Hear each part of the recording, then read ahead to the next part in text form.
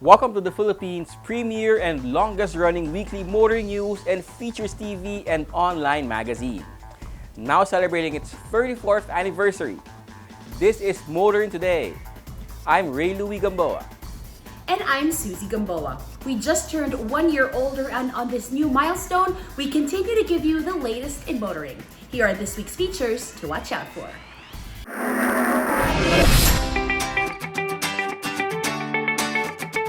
On Motoring Forum, we shall discuss the DOTR's initiatives and projects in Cebu. Our road safety reminder on the Young Street Smarts portion centers on what to do when one encounters a double white line road marking. This week's Spying Tuper shall be about the importance of respecting pedestrians. The public service segment centers on the use of body cams of traffic enforcers while on duty. Showcase this week will have the 4x4 pickup from Ford, the 2021 Ranger FX4 Max 2L Bi-Turbo 4x4 automatic. While for race weekend, we'll talk about Inigo Anton's shift to e-racing and how he has improved from last year.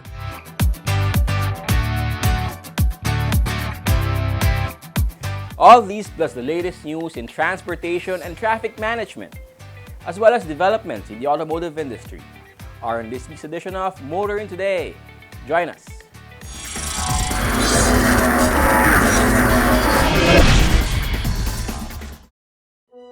I think my dad is secretly a superhero. He's the coolest, smartest, strongest person alive.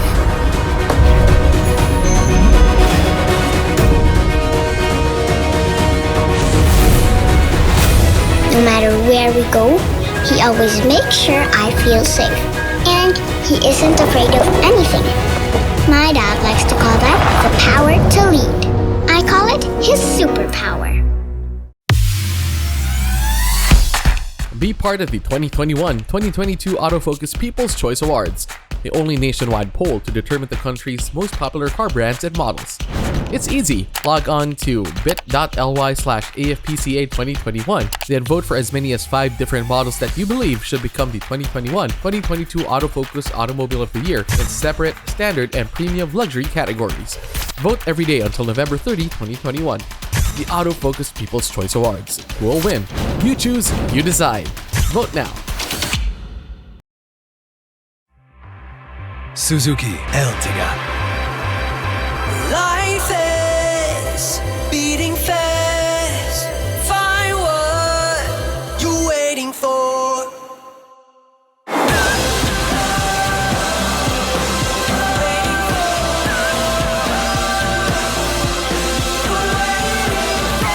Seven-seater in style.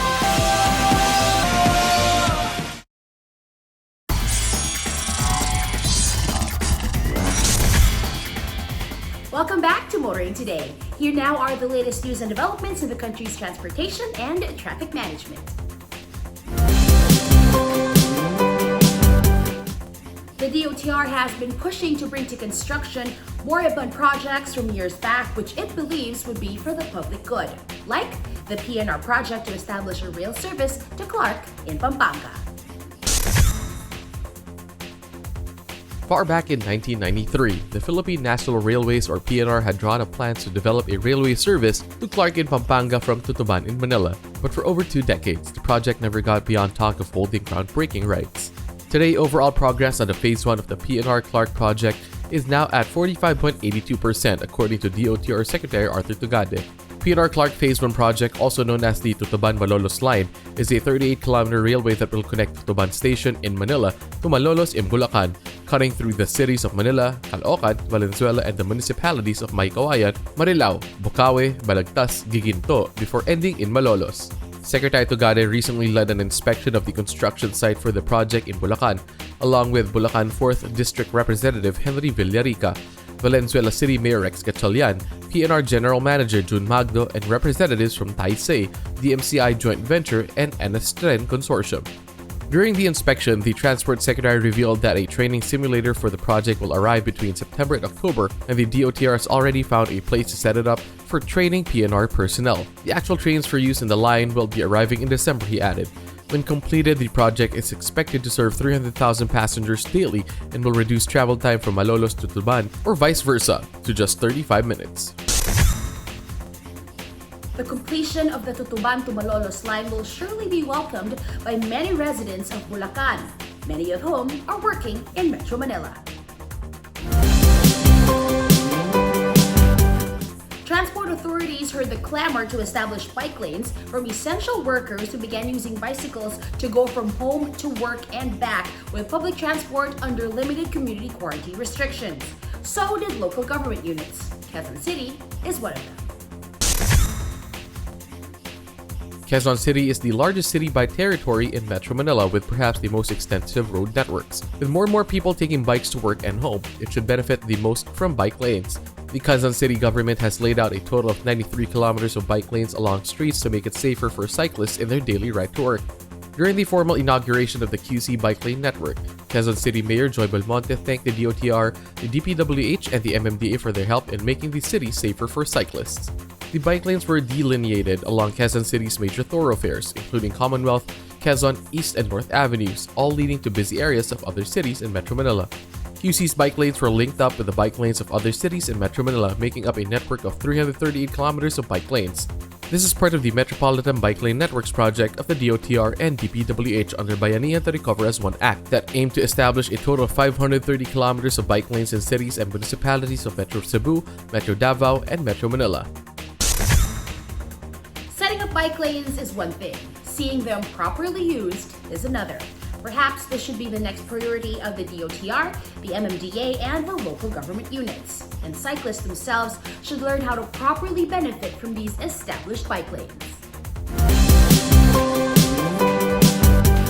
One DOTR initiative that has not quite progressed as planned is the full implementation of the motor vehicle inspection system with the help of the private sector. It's been quiet on this front for a time, especially after the COVID-19 pandemic hit. But there is VICOAP, the organization representing motor vehicle inspection centers, coming out with a statement. The Vehicle Inspection Centers Operators Association of the Philippines, or VICOAP, has come out to say that the Private Motor Vehicle Inspection Center, or PMVIC program of the present administration is valid, legitimate, and a proactive initiative to ensure road safety and significantly reduce the number of road crashes. The VICOAP said that when the Philippine Clean Air Act, or Republic Act No. 8749 was passed, it mandated the DOTR and the LTO to conduct vehicle emission tests using the Motor Vehicle Inspection Station, or MVIS, or its duly authorized and accredited inspection centers. Because the government failed to establish an effective MVIS program, private emission testing centers, or PETCs, were accredited to serve as a stopgap measure in 2001, it said. In 2018, the DOTR invited the private sector to participate in the government's MVIS program, authorizing PMVICs to inspect and certify the roadworthiness of vehicles for registration with the LTO. VICOAP said that with the country still reeling from the impact of the COVID-19 pandemic, the government needs to allocate all its resources and efforts to more pressing development programs and projects to facilitate our nation's recovery. Finally, it said that tapping the private sector to provide the motor vehicle inspection service is a valid and logical move for the government. The private sector has the funds and the capability to provide reliable, technology-based, and corruption-free services to ensure road safety and prevent the loss of life and property along the nation's road, it added. There's a reason why the VICOAP has come out with a statement about the validity and legitimacy of the Private Motor Vehicle Inspection Center program. We expect we'll find out soon enough. The DOTR has been noticeably voluble recently about its achievements and the progress of many of its programs and initiatives for improving mass transport, many achieved while under community quarantine restrictions. During the recent Bayanihan Research Forum organized by the Move As One Coalition, DOTR Assistant Secretary for Road Transport and Infrastructure Mark Stephen Pastor highlighted the gains achieved to improve mass transport even under the COVID-19 pandemic. ASEC Pastor said these included the establishment of the EDSA busway, the dedicated bike lanes, and the free ride service for health workers and authorized persons outside of residence. These three programs manifest the DOTR giving priority to the movement of people during the pandemic. With a dedicated medium bus lane for buses on EDSA, travel from SM Mall of Asia to Monumento can now be completed in 45 minutes to an hour. The EDSA busway will soon have concourses that will provide commuters with transport hubs to safely board and get off vehicles, and safe walkways to cross EDSA from one side to the other, he said. Within the DPWH and the MMDA, the DOTR and private sector partners were also able to establish bike lane networks. ASEC Pastor cited that a total of 409 kilometers of bike lanes have been completed with pavement parkings, bollards, curbs, and solar studs, with DOTR targeting to complete 535 kilometers in Metro Manila, Metro Cebu, and Metro Davao. This move to promote what it calls active transport is complemented by the launch of the Bike Manual, which aims to educate cyclists, motorists, pedestrians, and other road users about road safety, road courtesy, road sharing, and road etiquette, ASEC Pastor said. While still pushing for the implementation of the PUV modernization program during the pandemic, the DOTR has been subsidizing public transport operators and drivers, helping them retain their livelihood, while at the same time providing much-needed transportation for health workers. This involves two programs, the Free Ride program now being extended nationwide, and the Service Contracting program. In touting how the DOTR is continuing to improve mass transport during the pandemic and how this is helping both communities and the economy, perhaps it is seeking support for more funding for these programs well into 2022 as the country transitions to the new normal. And those are the latest news and developments in transportation and traffic management. Coming up next is Motoring Forum, brought to you by Suzuki Philippines.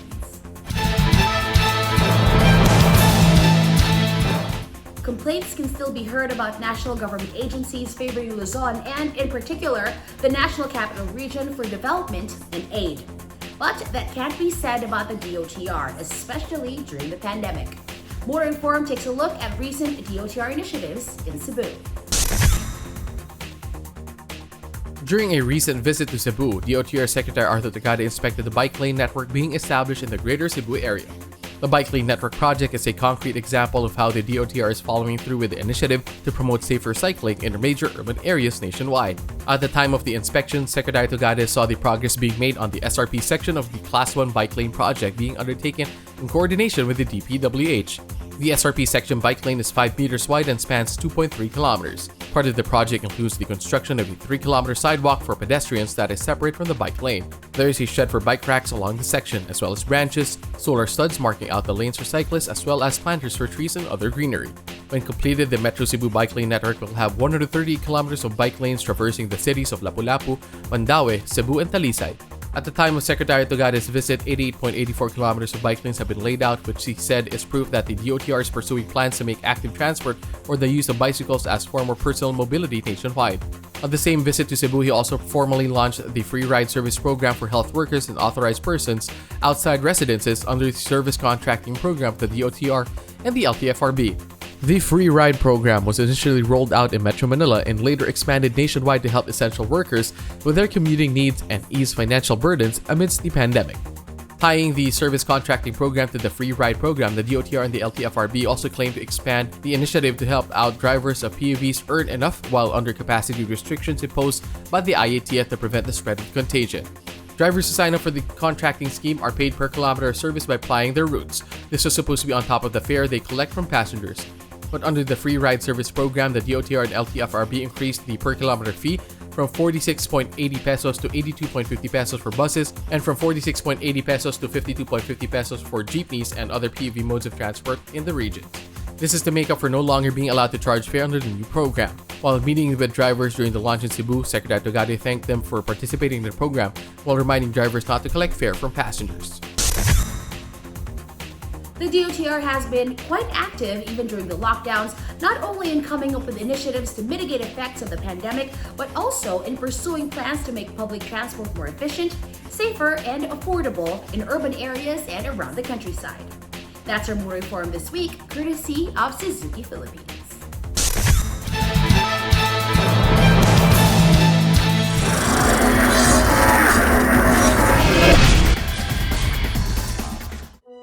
I think my dad is secretly a superhero. He's the coolest, smartest, strongest person alive.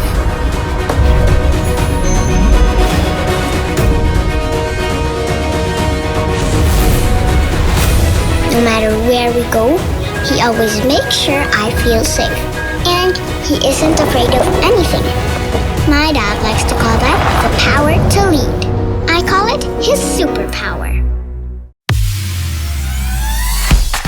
Be part of the 2021-2022 Autofocus People's Choice Awards, the only nationwide poll to determine the country's most popular car brands and models. It's easy. Log on to bit.ly/AFPCA2021, then vote for as many as 5 different models that you believe should become the 2021-2022 Autofocus Automobile of the Year in separate, standard, and premium luxury categories. Vote every day until November 30, 2021. The Autofocus People's Choice Awards. Who will win? You choose, you decide. Vote now.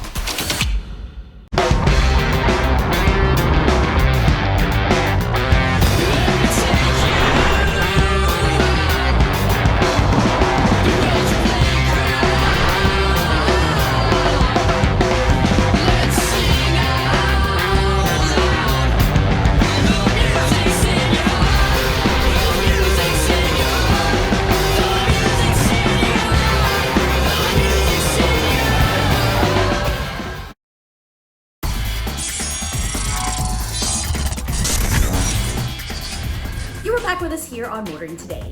In line with our lifelong commitment to promote road safety, here is this week's road safety tip in cooperation with Toyota Motor Philippines.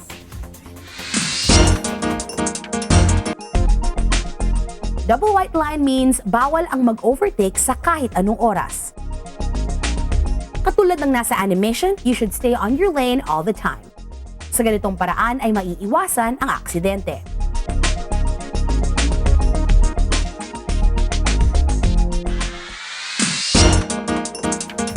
Continuing with this week's edition of Motoring Today, let's now focus on proper driver's demeanor, especially for those driving PUVs. From Mitsubishi Motors Philippines, here is Payong Choper this week. Payong Choper lang, kaibigan. Ako po si Ka Jojo Martin, isang kapwa nyo, Choper. Bigyang prioridad ang mga pedestrian. Matutong magbigay daan sa mga tumatawid na pedestrian, lalo na sa mga bata at matatanda. Tumigil sandali at huwag magmadali.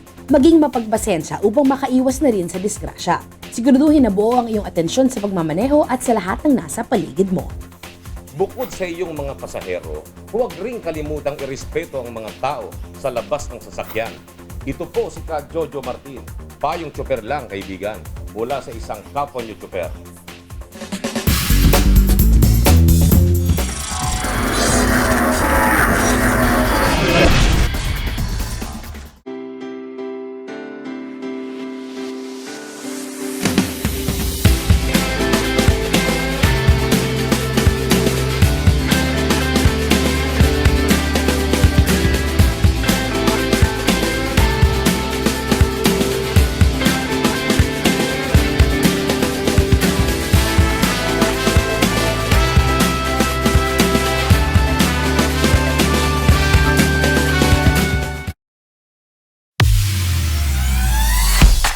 Be part of the 2021-2022 Autofocus People's Choice Awards, the only nationwide poll to determine the country's most popular car brands and models.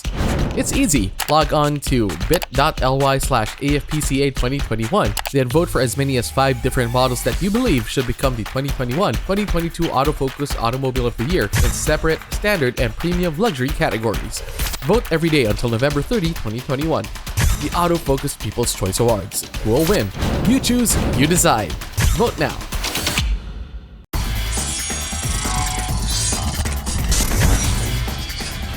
Welcome back to Motoring Today. World of Motorsports is next. We start with the latest news and developments. The Toyota Gazoo Racing Academy Philippines, or the TGR Academy, has reopened, welcoming a new set of drivers as well as familiar faces in local grassroots racing. Also back are tenured or experienced race instructors with former champions of the Toyota Vios Cup among them. The reopening of the TGR Academy, formerly known as the Toyota Racing School, comes in time with the return of the Vios Cup, now renamed the Toyota Gazoo Racing Vios Cup, slated to flag off in July of this year. 2 levels of classes were held. Level 1, or the basic circuit car class, taught students basic skills and essential safety rules needed to properly drive a race car on the track. This included instruction on threshold braking, downshifting, racing line, and track lapping. In keeping with community quarantine protocols, the theoretical lessons were held through a webinar. Hands-on training was held at the Clark International Speedway. Level 2 are the advanced circuit class were participated in by those aiming to gain podium finishes in this season's Vios Cup. Registration was conducted online. Testing for COVID-19 infection were given to all participants, including racers and instructors, during training sessions at Clark.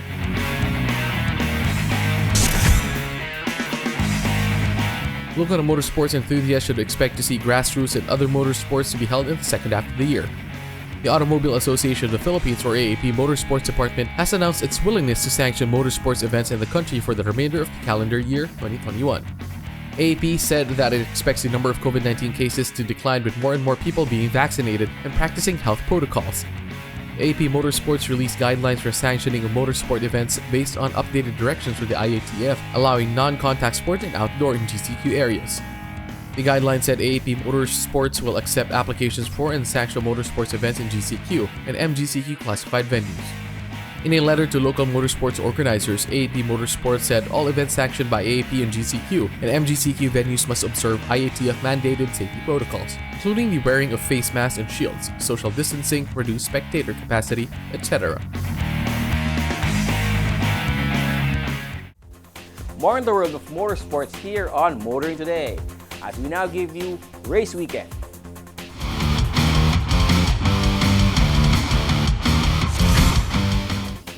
Local racing prodigy Inigo Anton turned to e-motorsports after the COVID-19 pandemic nipped the 2020 Philippine motorsports in the bud.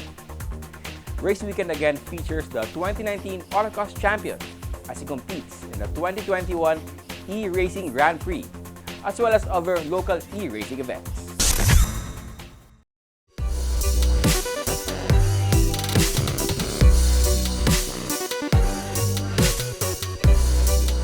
Teenage phenom Inigo Anton was a rising star in local grassroots motorsports when the COVID-19 pandemic shut down the 2020 motorsport season just as it was beginning. At the tender age of 15, Inigo, son of veteran racer and champion Carlos Anton, was already the overall champion of the 2019 Philippine Autocross Championship Series and was set to defend the title in 2020. Locked down at home and with no racing going on, it was inevitable for Inigo to turn to virtual racing. And in 2020, he found himself competing in local and regional sim racing events. There was the Race for Frontliners organized by Tuason Racing, in which he ended up champion. And then there was the e-racing Grand Prix, a new regional sim racing event hosted by former F1 race driver Alex Yung. How did Inigo Anton get into e-racing? I didn't really know what to expect when I first joined ERGP. Actually, before that, I wasn't really a competitive sim racer. I just joined it for the fun of it and not really compete in events and tournaments. But when the lockdown happened and there were many events coming up, I was actually invited to one of the racing events here in the Philippines by Oyi Aquino. And it was a funny story because he actually put a bounty on one of our top sim racers here, Dal Brady, that if you could beat him, then you get a cash prize. So, coming into it, I had nothing to lose, and since there was a lot of downtime, no real racing, might as well join it. And I was surprised that I was actually able to win it. So I saw that, there might be a future for me here in sim racing. ERGP founder Alex Yung also saw the young Inigo Anton had a future in sim racing. When ERGP was just starting, there wasn't as much of us, so there's only 2 classes, gold and silver. But from there, from my first time joining, I tried to join because we have a leaderboard and the top 20 of each class will be able to race on that weekend. So knowing me, I just, it's my first time joining a competitive sim racing. I went to silver and set a time there, and I was one of the quick guys. But Alex Yung, later that night after the leaderboard ended, he called me up and said that he says that I have the pace and I think that you'll do really well in gold and you should just make the move already to gold. So that's what I did.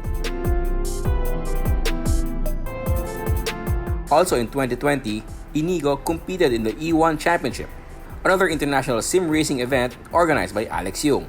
The E1 Championship simulates formula racing with teams of 2 drivers each battling on iconic racing circuits with a challenge involving not only driving skills but also race car setup and strategy for tire wear. So ERGP and E1 are hosted again by Alex Young, former Formula 1 driver, of course.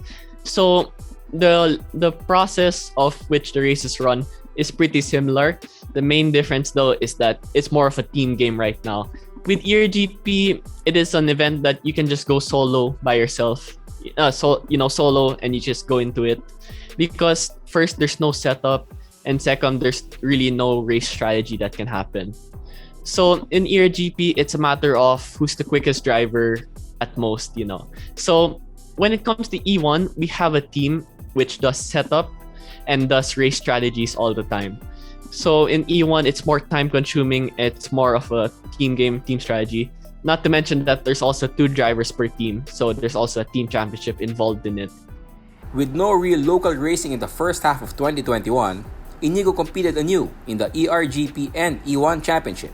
For a relative newcomer into sim racing, Inigo did well in the 2021 ERGP, competing in the gold class, finishing in the top 5 in all but one round of the 5-round series. Inigo finished 4th in the first round, which was run on simulation of the Red Bull Ring, 5th in round 2 on Hockenheim Ring, 6th in round 3 at Watkins Glen, 2nd in round 4, and finally 5th in round 5 on Circuit Zandvoort. He finished 4th overall for the season. Inigo drove for GT Radial Eurasia team along with Joaquin Garrido in season 0 of the E1 championship. He finished 4th overall, while the team finished 5th overall. Both team and driver are back for the 2021 E1 championship, season 1, for 8 rounds. This year, the team isn't performing to expectations. Coming from last season, which was season 0, and then now it's season 1, I would say our team was very happy with the result since it was our first venture into sim racing as a team. So, coming from that, we decided to take the same approach coming into season 1. But season 1 though didn't start as well as season 0 did. And I would think the main thing was that the other team stepped up their game a lot. We were still playing a little bit of catch up, but at the end we were still, on pace. We had to catch up in mostly tire wear and team in race strategy, which was where we were lacking.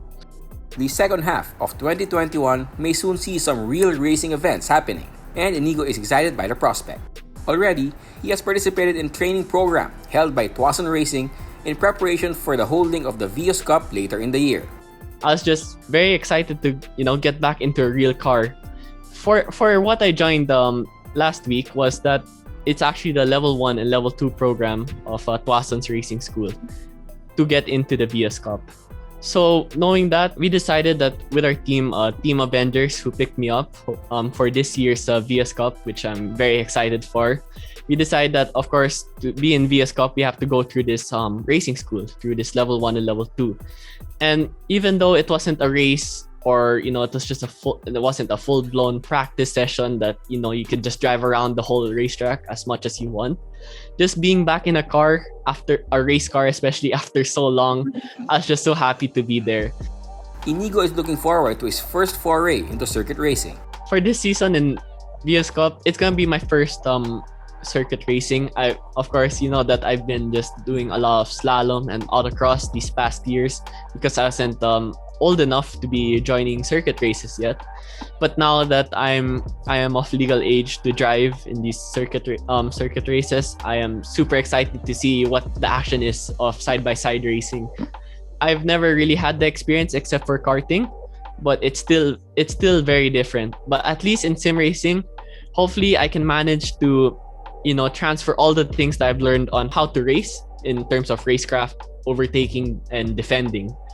And yeah, I just can't wait to see how it pans out.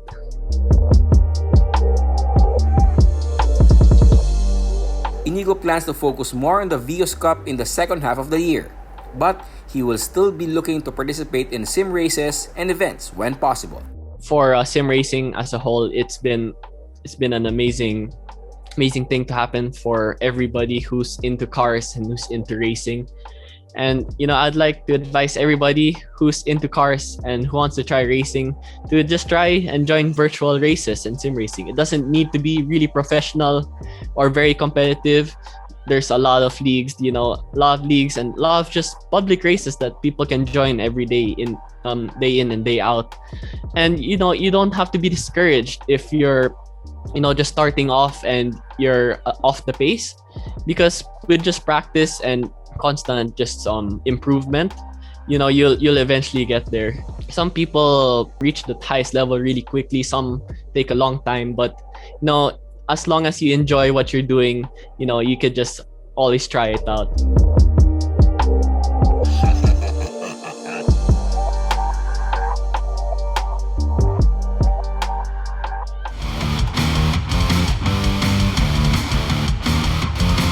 Inigo Anton is showing that his on-track racing skills and aptitude can be transferred to racing in the digital world. As he improves his e-racing skills, will this help him when racing on the track resumes? We expect to see the answer later in the year. And that's this week's World of Motorsports. Motoring Today continues right after this break.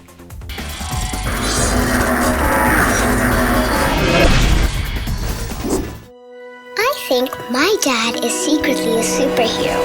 He's the coolest, smartest, strongest person alive.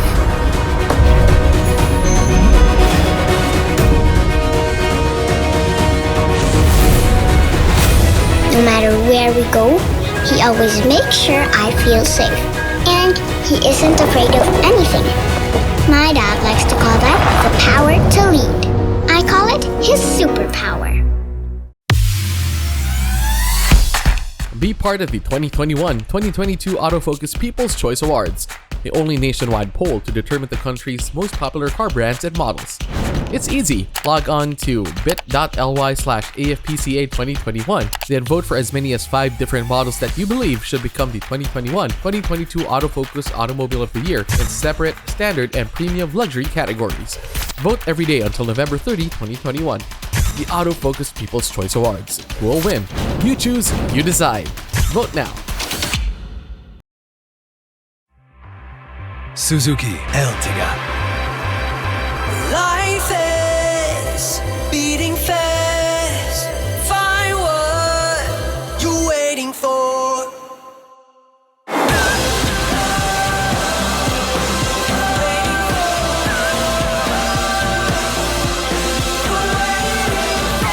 Seven-seater in style.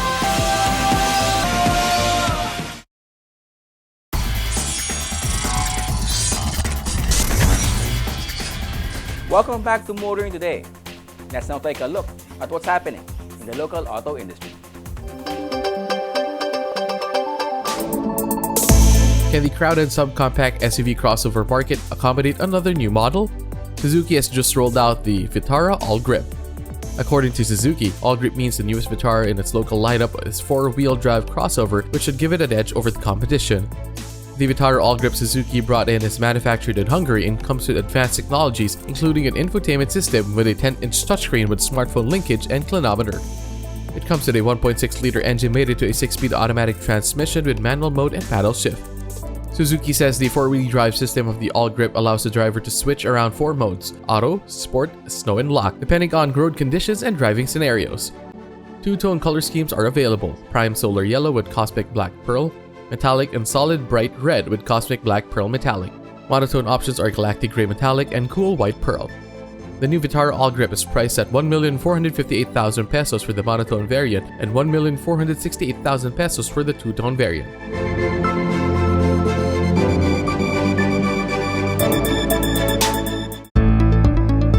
The Volkswagen T-Cross has finally arrived on our shores. Now available at VW dealerships in Luzon since May 26 and in the Visayas and Mindanao since June 4. By now, there should be some on the streets, and Volkswagen Philippines wants to make a game of this. The game is called #T-Cross Trend Spotting. Spot a T-Cross anywhere, take a quick photo, send it to social media pages of Volkswagen with a brief caption of your impression of the SUV that has sold more than 300,000 units since its launch in the global market 2 years ago. Until June 30, 2021, everybody can join and send as many entries as possible with the #T-Cross Trend Spotting and #MoreThanOneThing. 5 winners will be chosen to receive an entertainment gadget. Volkswagen Philippines believes the said activity will add more excitement and awareness about the SUV that in just 2 years has reaped awards and accolades from motoring journalists, associations, and publications the world over.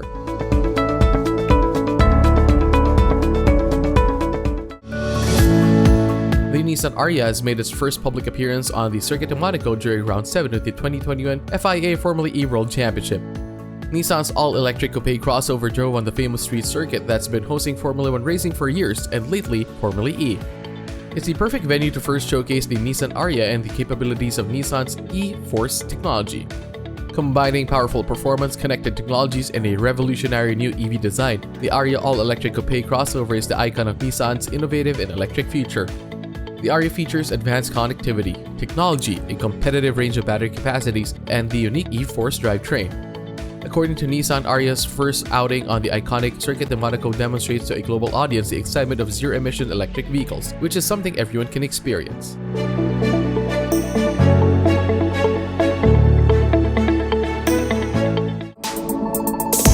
JAC Motors Philippines has rolled out a refreshed version of its best-selling subcompact SUV, the JAC S2.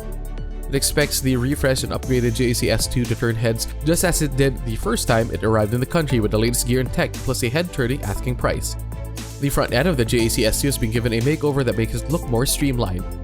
The main upgrade inside the cabin is the larger 9-inch touchscreen multimedia unit that now comes with Android Auto and Apple CarPlay.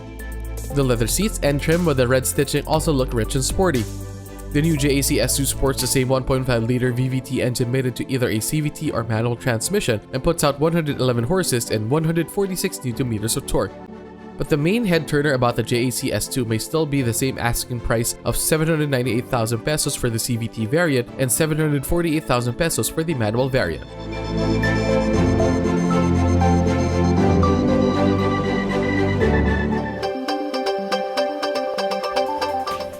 Motoring Today now brings you our Car of the Week on Showcase, courtesy of Financial Guarantee. Ford is among the most number of variants in its local Ranger pickup lineup.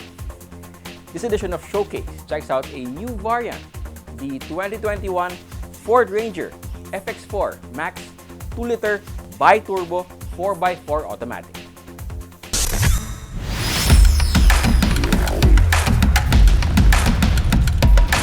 Ford claims to have sold the most number of 4x4 pickups during the first quarter of the year. It is no surprise as it has one of the stronger lineups of 4x4 pickups in the local market, including the new Ford Ranger FX4 Max 2.0L bi-turbo 4x4 automatic.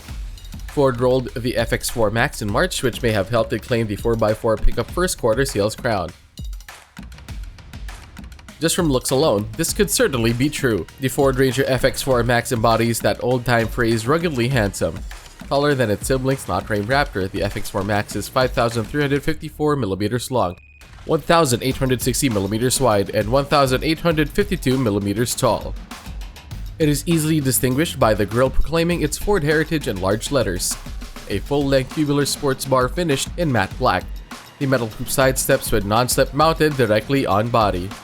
The metal hoops are cool not only for how it adds to the FX4 Max's rugged looks, but for how it helps with climbing into the cabin without affecting the 4x4's high ground clearance.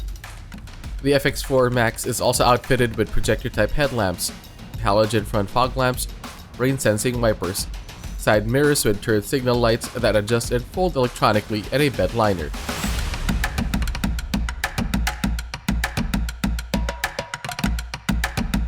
Getting into the FX4 is made easy with the smart keyless entry, with push-button start and side hoop side steps. The interior has gotten special treatment, leather seat upholstery with carbon accents with Miko suede insert, as well as embroidery that declares it as an FX4 Max. Sports pedals, leather-wrapped steering wheel with black alley inserts shared with the door trims.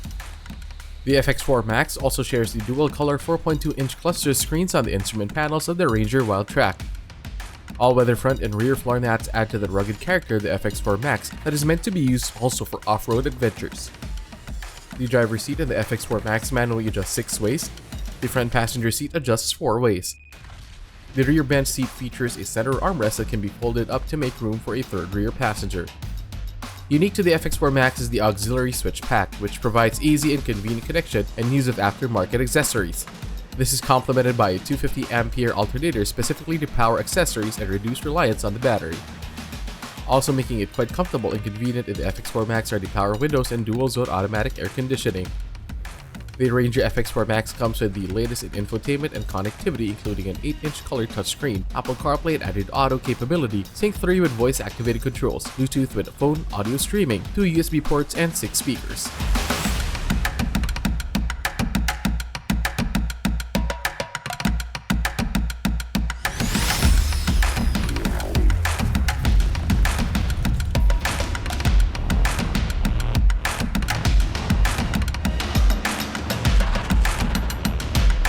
Checking underneath the hood of the FX4 Max, one finds the same 2-liter bi-turbo diesel engine capable of generating 213 PS of power and 500 Nm of torque, also found in the Ranger Raptor and the Wildtrak. The FX4 Max is only offered with a 10-speed automatic transmission and 4x4 drivetrain.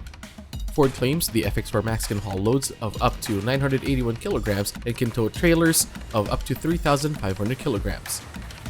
But what makes the FX4 Max deserve its Max tag is the tweaked suspension system that gives it great off-road driving capabilities. The FX4 Max suspension features the new 2-inch monotube Fox shock absorbers on all 4 wheels, tuned front coil springs, and modified rear leaf springs for greater off-road capability. The 265/70 R17 BF Goodrich all-terrain tires wrapped around 17-inch alloy wheels certainly help taking off-road trails. Also helping is the 256mm ground clearance.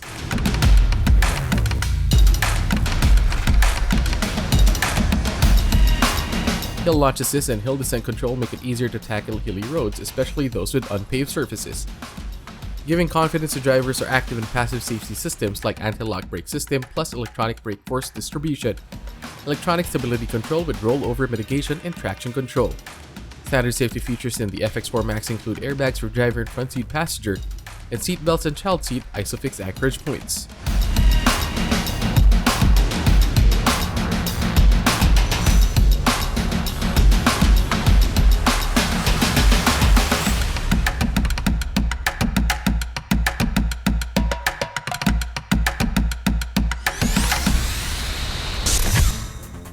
The Ranger FX4 Max should help Ford continue to rule the 4x4 pickup segment. That's our featured vehicle on this week's showcase, courtesy of Prudential Guarantee. Drive worry-free with Prudential Guarantee's auto insurance program with a free 24-hour nationwide roadside assistance included with your comprehensive auto insurance. Rest assured, we'll take care of you and your car wherever you are. Prudential Guarantee's auto insurance program, 100% worry-free driving.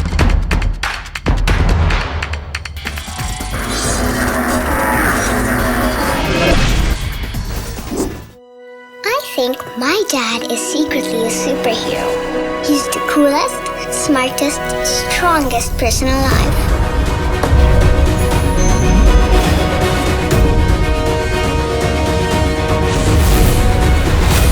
No matter where we go, he always makes sure I feel safe. And he isn't afraid of anything. My dad likes to call that the power to lead. I call it his superpower.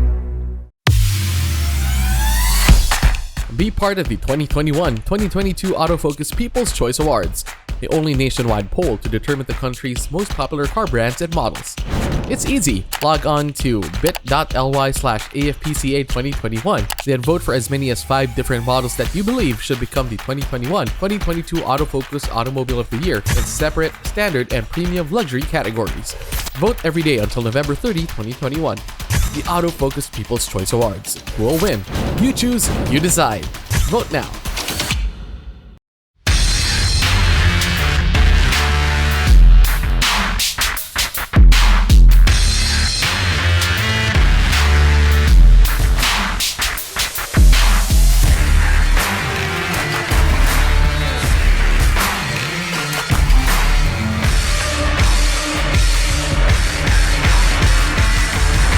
Introducing the all-new Isuzu D-Max into new heights.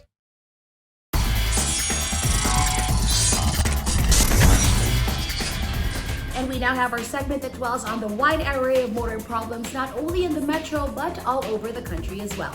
This is where we present problems referred to us or we ourselves see and hope to fully find solutions for. Here is our public service segment. Just recently, a motorist went viral for assaulting a traffic enforcer of the Manila Traffic and Parking Bureau.